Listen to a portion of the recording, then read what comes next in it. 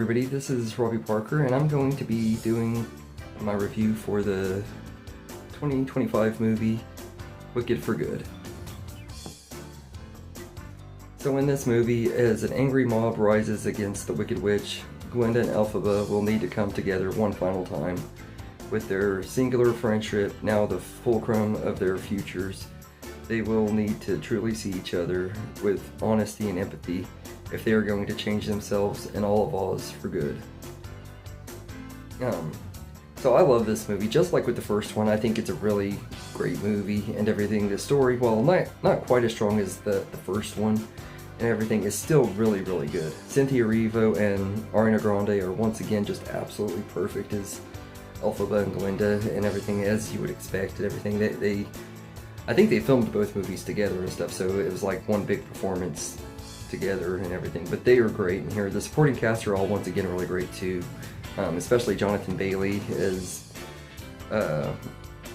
Fiyero. I really liked him and everything, but I also feel like some of the other side characters gave better performances, or actors gave better performances in this one, especially Ethan Slater as Bach. I think he was really, really good in here, and Marissa Bode as Nessa Rose. Both of them really stepped up and everything and had more time to shine in this movie, especially Nessa Rose. I think that she was pretty cool in here and everything. I do wish that they would have done a little bit more with her and everything, but I do like her and everything. And Jeff Goldblum is once again great as the wizard and everything. He like I said, he was just really well cast, and I think he's even better in this movie than he was the first one, but he has a lot more screen time too and everything. Yeah, I love how this ties into the Wizard of Oz story and everything too. They bring in Dorothy and stuff, but they don't really do much with her. Just like in the play, they kind of don't really show her a whole lot, because this is more Elphaba and Glinda's story and everything. And I like that I kind of like that they didn't, but I also kind of wish they would have showed her more. But the songs are pretty good in here too. I especially love the new song that was added for the movie, No Place Like Home. I think that was a really, really great song. And then the love song that her and Fiyero sing, I do not remember the name of it, but I really like that song and everything. And then the song For Good is just absolutely beautiful. It hits me in the feels every time I watch it and everything. I get really emotional when they sing For Good at the end of the movie. Just really, really great moment and stuff. And the movie is really colorful and everything, just like in the first one. Even when it gets dark, it's still colorful, and I love that about it. Like, I don't know how they managed to do it, but like the scene when the tornado comes through Oz and stuff with Dorothy's house and everything, it's dark, but the roses and the yellow brick road still pop and everything. Like, the color is just really great and everything. The cinematography is just still gorgeous as gorgeous as it was in the first. And the score is once again amazing too. It fits with the movie and the songs and stuff as well as the first one and everything. It's pretty much all the positives that came from that first one apply here, and the visuals look amazing as well. I do feel like, as far as negatives go, I will say I wish the movie would have been 30 to 40 minutes longer and stuff. And while I do understand why Dorothy is barely in here, because it is their story, I kind of do wish that they would have done a little bit more with her, and not necessarily showed her full journey and stuff, but at least showed her when she's with the witch, and like when showing the scene where Glinda meets her in Munchkin Land and stuff. Like the scenes where Glinda and Elphaba actually interact with her in the story, I wish they would have actually done that and everything. And maybe the wizard too.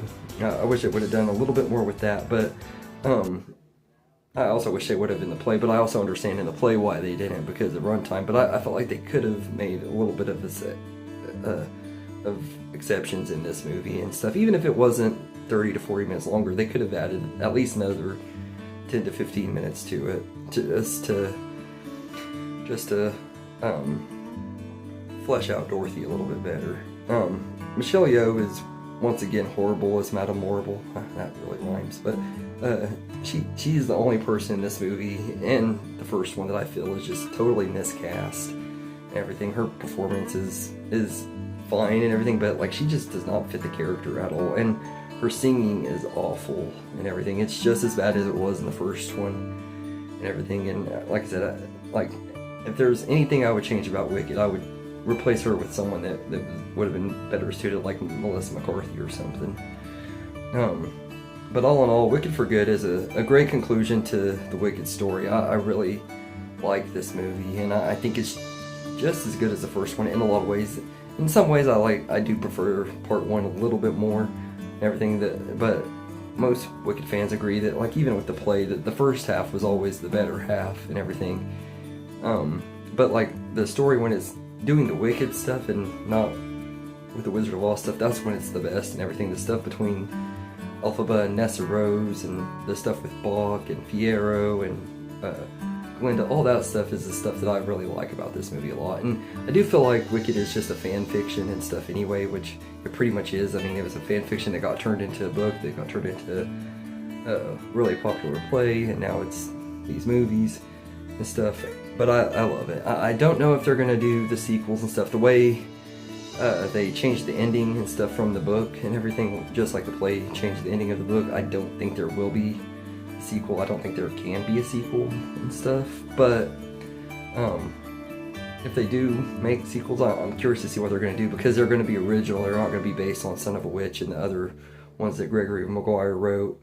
But I am curious what they would do if they do make a part 3 and everything. I don't really necessarily want them to. I feel like the story was completed with these 2 movies, but if they do, I'm also not completely against it, as long as they bring back the cast and crew of this movie and bring the world back to life the same way they did with these 2 and everything. So all in all, I think Wicked for Good is still a really good movie, and just despite my little negatives that I do have with it, I'd still say I'd give it a 10 out of 10. It's just a really, really entertaining movie, and it's one, just like with the first one, I probably would just link them together and stuff. I'm going to say that they're both 2 of my favorite movies of this decade so far, for sure. But anyway, let me know in the comments what you think of Wicked for Good. I hope you enjoyed this video, and have a good day, everybody. I just want to say thank you for watching this video and everything. I hope you enjoyed it. And if you did, please like and subscribe and share this video with your friends and get more people going, help the channel grow. I really appreciate it, and thank you all, and have a good day.